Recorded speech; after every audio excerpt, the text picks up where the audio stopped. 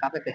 हाँ, मतलब उस दिन उस 13 दिन जनवरी को हम 13 लोग आए जनवरी को जो पटना आए अपॉइंटमेंट थे। हो रहा था पटना वेरिफिकेशन डॉक्यूमेंट तो लल्ला हमारा बिहार सरकार में नौकरी हो जाएगा सरकारी नौकरी बिहार के लिए एक अलग टैग है। हाँ, तो हाँ। क्या रिएक्शन था आपके परिवार के लोगों की कि आपको सरकारी नौकरी मिल गया है? बिहार में एक टैग होता है कि सरकारी हाँ, नौकरी हाँ, बहुत बड़ा चीज है वो भी बिल्कुल। बीपीएससी टीचर की हाँ, नौकरी। हाँ, हाँ। तो कैसा रिएक्शन रहा परिवार में कौन सबसे अच्छा याद किस पल को कैसे याद करते हैं आप?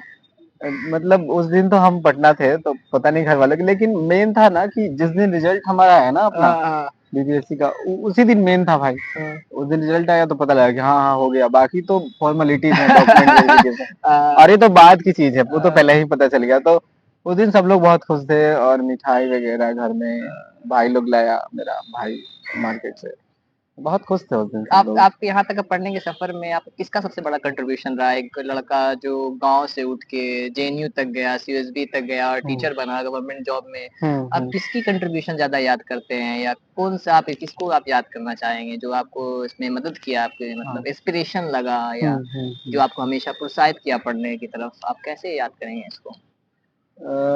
मतलब इस सफर में तो बहुत सारे लोगों का योगदान है, मतलब कोई एक इंसान का तो नहीं है।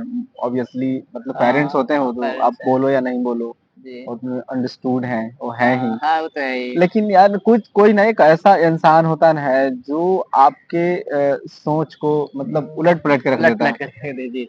उसमें ना एक व्यक्ति से मैं बहुत ज्यादा प्रभावित हुआ, वो हमारे एक टीचर थे प्रमोद कुमार, अब वो मतलब नहीं रहे इस जी दुनिया में। जी।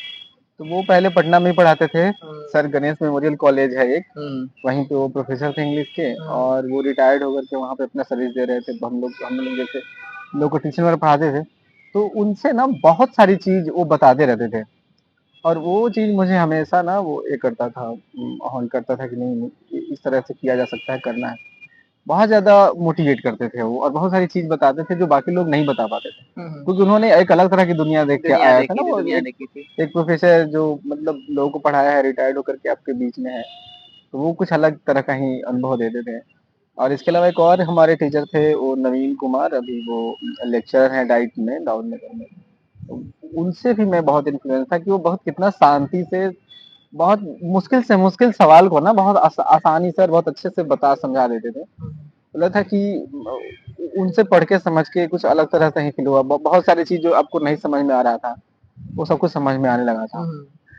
फिर मैथ में थोड़ा इंटरेस्ट भी होने लगा मुझे, और कुछ ज्यादा ही लगाव हो गया, और उसके चलते बाकी विषय भी अच्छा होने लगता है।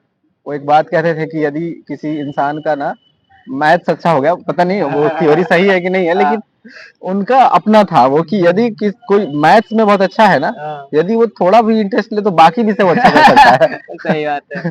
तो उनसे ये चीज मैंने सीखा, और बाकी विषय ऑब्वियसली बहुत अच्छा हो गया, तो उनका थ्योरी मेरे ऊपर तो लागू हुआ भाई एक तरह से। बिहार में मैं वैसे भैया देख रहा हूँ कि मैथ के बारे में आपने जिक्र किया लिटरेचर इंग्लिश की तरफ आप किसे प्रभावित हो गए? बिहार में एक इंग्लिश बड़ा धब्बा है कि इंग्लिश सीखना हाँ, डिफिकल्ट लगता है बड़ा बाप रे बड़ी बातें हैं। हाँ। तो लिटरेचर इंग्लिश की तरफ आप क्यों अट्रैक्ट हो गए? लिटरेचर से आपने जेएनयू से करा तो आप इंग्लिश लिटरेचर में अट्रैक्ट हो गए इंग्लिश लैंग्वेज की तरफ बिहारी के लिए स्पेशली तो कैसा हाँ, लगता है आपको? और ये बहुत ही अच्छा फीलिंग है। या इसका ना थोड़ा सा मैं बताऊं कि अ, शुरू में वो प्रमोद सर वो इंग्लिश के ही थे प्रोफेसर, अ, उनसे थोड़ा बहुत सीखा। तो वो जब इंग्लिश बोलते थे ना, तो हम लोगों को कुछ एबीसीडी उतना अच्छा नहीं आता था, अ, और वो इंग्लिश बोलते थे, उनको सुन के लगता था कि यार ये क्या मतलब अलग चीज है, हुँ। ये कुछ अलग तरह के टीचर है, इतना बढ़िया इंग्लिश बोलते हैं, कुछ समझ में नहीं आता है। तो एक सपना होता है ना कि हमको भी बोलना है, हमको भी सीखना है।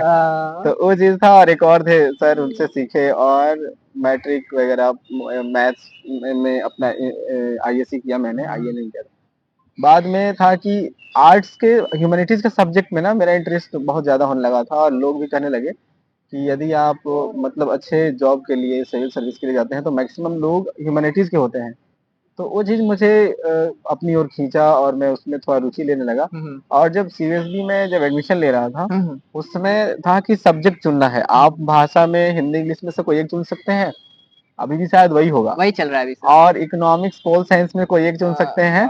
लिटरेचर है, लिटरेचर और इंग्लिश और हिंदी में कोई एक चुन सकते चुन हैं। सकते हैं आप। शुरू में तो इंग्लिश ही होता है, बाद में लिटरेचर वगैरह इकोनॉमी या पॉलिटिकल साइंस में चुन सकते हैं, और हिस्ट्री सबको पढ़ना हिस्ट्री है। सबको पढ़ना तो है। हिंदी और इंग्लिश में सोचा कि यार उस समय था मेरा दिमाग उसके लिए, गवर्नमेंट जॉब के लिए, एसएससी, ये सब चीज के लिए। टिपिकल तो लगा कि बिहारी इंग्लिश लूंगा ना तो इंग्लिश मेरा ठीक हो जाएगा, तो एसएससी में काम करेगा इस विचार को। लेकिन क्या वहां पे उन लोगों ने बेसिक्स इंग्लिश लिटरेचर के चीज जब पढ़ाने लगे, पोएट्री पढ़ाने लगे, टाइप्स पढ़ाने लगे, तो ये बहुत अलग तरह की दुनिया मुझे दिखने लगी। शुरू में तो काफी दिक्कत हुआ, लेकिन बाद में धीरे धीरे इंसान सीख जाता है, पढ़ते लिखते लोगों के संपर्क में रहते जानते हुए। तो वो था। और तीसरा साल सब्जेक्ट एक छोड़ना होता है, छोड़ना होता है। तो मेरे दिमाग में चल रहा था कि मैं इंग्लिश को छोड़ूं या पॉलिटिकल साइंस को छोड़ूं। तो इसके लिए ना मैंने कुछ, उस समय गर्मी का छुट्टी हुआ था 4th सेमेस्टर के बाद, घर आए थे 1.5-2 महीने के लिए। तो उस दौरान में बहुत सारे सरकारी विद्यालय में जो पढ़ाने वाले टीचर थे, उन सबसे मिला और पूछा कि भाई कौन सा विषय का स्कोप ज्यादा है, इसमें मेरा मतलब ज्यादा स्कोप हो सकता है सीखने का। तो सब मैंने मेजोरिटी ने या सब लोगों ने ही बताया कि आप इंग्लिश ही लो, क्योंकि इंग्लिश के टीचर की बड़ी दिक्कत है बिहार में और तुरंत हो जाएगी जॉब वगैरह, इस तरह का था। तो मेरे वहाँ पे सीएसबी में एक प्रोफेसर थे आलोक गुप्ता सर, वो बहुत मेरे फेवरेट सर थे। तो उनसे मैं पूछने गया कि सर मैं क्या लूँ, पॉलिटिकल साइंस लूँ या इंग्लिश लूँ। तो उन्होंने बोला कि पॉलिटिकल साइंस लो, उसमें भी इंग्लिश अच्छा हो सकता है। तो मैंने उनके बात को सोचा, फिर दरकिनार कर दिया, फिर बोला कि सर मैंने तो इंग्लिश ले लिया थोड़ा सा। अब मतलब अब नाराज भी पता नहीं हुए या क्या, लेकिन उनको रिएक्शन देख के तो ये लग रहा था कि, लेकिन ठीक था। उसके बाद फिर मैंने उसमें मेहनत करना शुरू किया, क्योंकि जिस क्लासमेट जो मेरे थे वो काफी मतलब अच्छे जानने वाले थे इंग्लिश के। उनका जो पढ़ाई लिखाई बैकग्राउंड था ना वो काफी अलग था, बहुत अच्छे स्टूडेंट थे सारे। तो मुझे थोड़ा ज्यादा मेहनत करना था, क्योंकि मैं बिहार बोर्ड से और इंग्लिश एज अ सब्जेक्ट मैंने बहुत अच्छे से पढ़ के नहीं गया था। कुछ दोस्त को कैसे याद करेंगे, सीयूएसबी के दोस्त और जेएनयू के दोस्त का कैसे कंट्रीब्यूशन रहा कॉलेज लाइफ में आपको निखारने में ऐसे चीज में, तो हाँ, इसके बाद कैसे याद करेंगे आप? दोस्त का तो कंट्रीब्यूशन होता ही है, और क्लास में किस तरह का माहौल है। यदि बहुत ही कॉम्पिटिटिव एनवायरनमेंट है क्लासरूम का, तो वो भी बहुत ज्यादा ये करता है। और आप हॉस्टल वाले कमरे में रह रहे हैं, उसमें जो आपके साथ रहने वाले लोग हैं वो कैसे करते हैं। तो मेरा क्लास क्लास मतलब जो क्लासमेट्स थे वही मेरे रूममेट्स भी थे, मतलब सीएसबी में। कुछ नाम याद करेंगे आप? हाँ, मुझे मेरे साथ तो 305 में रहते थे हम लोग उस वाले में। अभी तो गर्ल्स हॉस्टल हो गया पूरा वो। 3rd फ्लोर पे अंकित, अभी वो जेएनवी में पढ़ा रहा है, वो आसाम में रेगुलर टीचर के रूप में। और मनीष कुमार छपरा का था। जेएनयू में कुछ दोस्त? जेएनयू के भी बहुत सारे दोस्त हैं, वहाँ तो बहुत अच्छे अच्छे दोस्त बनाए हैं मैंने और बहुत उनसे जुड़ा। मैं इंस्टाग्राम पे देखता रहता हूँ आपके अच्छे अच्छे दोस्तों के बारे में, आप शेयर करते हैं। गुड, लंबा लंबा बाल वाला। हाँ, लंबे लंबे बाल। अरे वो ऐसा ही उसको आसिफ नाम है, आसिफ उस्मान उसका पूरा नाम है। वो भी साथ में थे हम। वो उसने ना डीयू से पढ़ाई की थी, हिंदू कॉलेज से, फिर जेएनयू में आया, हम लोग साथ में थे। अभी वो आईआईटी कानपुर में पीएचडी कर रहा है। और एक और मेरा दोस्त है आशीष पांडे, बलिया का। हम आशीष और आशीष बहुत अच्छे दोस्त हैं, बहुत अच्छा जमता है हम लोग का। 2-3 लोग जब हो जाएंगे तो कब सुबह से शाम हो जाएगी पता नहीं चलेगा। सही बात है, दोस्ती अलग चीज है। वो लोग भी बहुत अच्छा कर रहे हैं। आशीष भी अभी आईआईटी जोधपुर में है, वो भी वहाँ से पीएचडी कर रहा है। अभी गए थे हाल ही में जेएनयू, तो मिले उन लोगों से। अच्छा, कैसा रहा जेएनयू में सफर, कैसा रहा आपका? अभी जो लास्ट में गए, डिग्री लेकर के आए जो, सफर तो बहुत अच्छा था। 10 महीने के बाद गए, लेकिन ऐसा फील नहीं हुआ कि 10 महीने के बाद, 10 महीने से पहले की बात, 10 महीने के बाद जा रहे हैं। सब कुछ वैसा ही था, कुछ चेंज हो गया, थोड़ा बहुत रोड बन गया है थोड़ा अच्छा। शहर से गांव कैसा लग रहा है आपको सर ऐसा भैया कि शहर से अब दिल्ली शहर मेट्रोपॉलिटन शहर से आप गांव की तरफ पढ़ाने जा रहे हैं, तो कैसा फील हो रहा है आपको? मुझे ना शुरू से ही गांव मुझे गांव वाले आदमी रहे हैं, गांव के आदमी रहे हैं, गांव वाली जिंदगी मुझे बहुत अच्छी लगती है। और मैं तो ये भी कहूंगा कि जेएनयू भी जो जगह है जहाँ रहते थे वो भी एक गाँव ही है। आप गाँव में रहते, आप शहर जाते हैं जब गाँव से, तो क्या मिस करते हैं? आपको खेत खलिहान चाहिए होता है, आपको बगीचा चाहिए, आपको जामुन का पेड़ चाहिए, कुछ बातें, कुछ दोस्त चाहिए, आम का पेड़ चाहिए जिसको झाड़ उड़ सकते हैं, तोड़ के खा सकते हैं। वहाँ सब है, खेत खलिहान नहीं है, लेकिन बाकी सब चीज है। जामुन का पेड़ भी है, आप नीम का दातुन तोड़ के मुंह को धो सकते हैं जैसे गाँव में धो सकते हैं सही वैसे। सही या वो है सही तो गाँव गाँव दोनों गाँव का ही लाइफ लग रहा है, सेम ही सेम लग रहा है। वहाँ मतलब उस कैंपस का जो लाइफ था ना वो मुझे गांव जैसा ही लगता था, लेकिन वो एक तरह से क्या बोलते हैं उसको, यूटोपियन स्पेस भी है वो। यूटोपियन आप एक जो आइडियल प्लेस ढूंढते ना है, जिंदगी बहुत आदर्श हो, लोग आपको जज नहीं करें आपके कपड़े के आधार पे, आपके भाषा के आधार पे, आपके खान पान के आधार पे, और सब लोग मिलजुल के रहते हो, किसी तरह का कोई मतलब भेदभाव वाला स्थिति नहीं है, किसी भी आधार पे हो, वो जगह है वो समझे ना। और साथ में गाँव भी है। सही सही। किताबें पढ़ते हैं आप? किताबें किताब तो मैं पढ़ रहा हूँ, अभी भी पढ़ रहा हूँ। क्या पढ़ रहे हैं अभी बताइए? अभी मैं एक मनु भंडारी का एक नोवेल है, वो चाइल्ड लिटरेचर का है। वो मनु भंडारी चाइल्ड लिटरेचर पे अच्छा लिखते हैं। उनका एक है एक क्या नाम है उसका, आपका बंटी। आपका बंटी, हाँ। वो मैं पढ़ रहा हूँ अभी। आपका फेवरेट राइटर कौन है? फेवरेट राइटर पिछले कुछ समय में ना मैंने हिंदी लिटरेचर को बहुत ज्यादा पढ़ना शुरू कर दिया है। वैसे तो स्टूडेंट हूँ इंग्लिश का, लेकिन हिंदी साहित्य से मुझे कुछ ज्यादा ही प्रेम है। इसलिए भी क्योंकि वो भाषा बहुत प्यारी है, अपनी भाषा जैसी है। और मुझे एक राइटर, मुझे खोजते हुए मैं जेएनयू के लाइब्रेरी में, सेंट्रल लाइब्रेरी में खोजता था किताब जाकर के, हिंदी वाला जो हिंदी लिटरेचर की किताबें थी, उसमें एक इंसान मुझे मिले, मिथिलेश्वर। मिथिलेश्वर वो आरा के हैं, और वो इतनी अच्छी सी कहानियां लिखते हैं कि आपको मैं क्या कहूँ। आपको यदि कभी टाइम मिले तो उनका कहानी संग्रह है जमुनी। जमुनी वो राइटर है मिथिलेश्वर, आप उनका पढ़िएगा।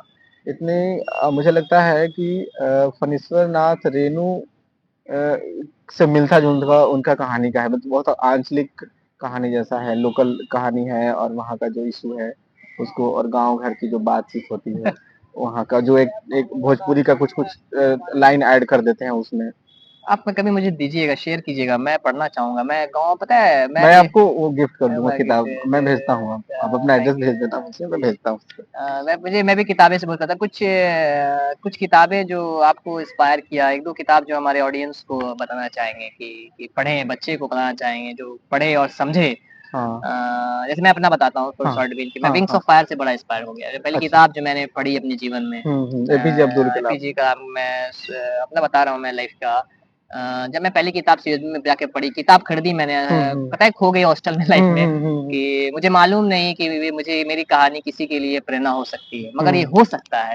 कोई मासूम बच्चा इसे पढ़े और उसके दिल में लौ जगे, उसकी अग्नि की उड़ान से वो लौ परवास हो जाए। अरे वाह! ये लाइन मुझे हिट कर गई कि ये बंदा क्या है, मतलब उसको पढ़ना चाहिए। तब मुझे पढ़ाई की तरफ बुक से बहुत लगाव हो गया। मैं अभी किताब बहुत सारा पढ़ता रहता हूँ, कलेक्शंस हैं। हिंदी लिटरेचर में भी मेरा इंटरेस्टेड अभी बहुत सारी चल रही है। तो कुछ अभी मैं अपना किताब भी लिख रहा हूँ। अरे वाह! आई एम राइटिंग इन बहुत बढ़िया, बहुत बढ़िया। So I am doing creative myself and finding myself in the self development. तो एक दो किताब आप बता दें जो हमारे ऑडियंस को लास्ट के सफर में जो पढ़ना चाहिए विद्यार्थी को। एक ना कुछ समय पहले मैंने पढ़ा था, पता नहीं ऑडियंस का तो अपना अपना मतलब चॉइस चॉइस होता है ना। हाँ। मुझे ना एक अभी अतुल कुमार राय का 2 साल पहले मैंने किताब पढ़ा था, उसका नाम है चांदपुर की चंदा। चांदपुर की चंदा, वो एक लव स्टोरी है, बहुत अच्छी कहानी है लेकिन। और इसके अलावा मुझे नीलोत्पल मृणाल की वो डार्क हॉर्स नॉवेल जो है, वो मुझे बहुत ही अच्छा लगा था। उस समय मैं उधर ही सीरियसली नहीं था, मैं आपके हॉस्टल में जाके आपके रूम में मैं बहुत अच्छी किताब देख के अट्रैक्ट हो जाता था। यार कि किताब ये क्या है, ये क्या है, इसके पास कलेक्शन कैसा है। होता है ना कि 12 करके साइंस करके आते तो किताबें देख के आपको बहुत मैं अट्रैक्ट हो जाता था। तो भैया अपना बुक लिस्ट देंगे, शेयर करेंगे, मैं आपसे शेयर करूंगा। ठीक है, तो इस सफर में बस यहाँ आगे मिलूंगा, क्योंकि इनको फिर आगे और भी बातें होंगी, फिर और सफर में मिलते रहेंगे।